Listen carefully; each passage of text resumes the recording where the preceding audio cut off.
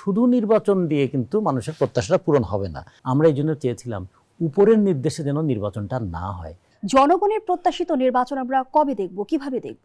জনগণের প্রত্যাশাটা অনেকটা মনে হয় ছায়ার মতো, যতই লাফিয়ে ধরতে যাওয়া হয় ছায়াটা মনে হয় ততই দূরে সরে যায়। আমাদের বারবার ওই গণতন্ত্রের জন্য লড়াই করে গায়ে ব্যথা হয়, মনেও ব্যথা পাই, কিন্তু গণতন্ত্রটা যেন অধরায় থেকে যায়। ফলে আমরা মনে করি যে নির্বাচন গণতান্ত্রিক ব্যবস্থার অঙ্গ। গণতান্ত্রিক যদি সংস্কৃতিটা চর্চা না হয়, গণতান্ত্রিক বিধি ব্যবস্থাগুলো যদি না থাকে, শুধু নির্বাচন দিয়ে কিন্তু মানুষের প্রত্যাশাটা পূরণ হবে না। নির্বাচনের পূর্ব শর্তগুলো পূরণ করা দরকার। নির্বাচনের পূর্ব শর্তগুলোর জন্যই তো আমরা এতদিন ধরে লড়াই করছি।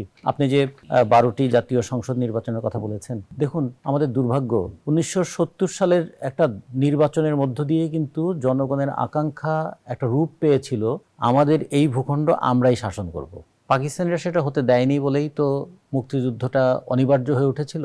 ভাষা আন্দোলন আমাদেরকে দেখিয়ে দিয়েছিল যে আমাদের ভাষার উপর কীরকম দমন পীড়ন চলে, সংস্কৃতিটাকে কীভাবে নিয়ন্ত্রণ করতে চায়, অর্থনৈতিক কীভাবে পর্যুদস্ত করে রাখতে চায়, এবং সবচেয়ে বড় কথা আমরা একই দেশের অভ্যন্তরে বাস্তবে আসলে একটা উপনিবেশে রূপান্তরিত করে রাখতে চাই। 1200 মাইল দূরত্বে থেকে আমাদের শিক্ষা, সংস্কৃতি, আমাদের ঐতিহ্য সমস্ত কিছুকে পদদলিত করে আমাদেরকে গণতন্ত্র শেখানোর একটা চর্চা করার কথা বলা হয়েছিল। যার কথা আপনি বললেন, যিনি বলছেন যে হুঁশিয়ারি দিয়েছেন, তারা কিন্তু এই একবার 86-এর নির্বাচনেও এই ধরনের একটা কাজে যুক্ত ছিলেন এবং তখন তারা একটা ধাক্কা খেয়েছেন। আমরা যদি বলি যে ক্ষমতায় থেকে নির্বাচনকে নিজেদের মতো করে নেওয়ার যে প্রবণতা, আজকে আপনারা পত্রিকায় দেখেছেন 3টা নির্বাচন নিয়ে যে একটা কমিশন হয়েছিল, সেই কমিশনের রিপোর্টে বলা হয়েছে একদম উপরের নির্দেশে 2014 নির্বাচনটা কেমন হয়েছে, 2018 নির্বাচনটা কেমন হয়েছে এবং 2024-এর নির্বাচনটা কেমন হয়েছে। আমরা এই জন্য চেয়েছিলাম উপরের নির্দেশে যেন নির্বাচনটা না হয়, নির্বাচন কমিশন যেন মানে সক্ষম হয়,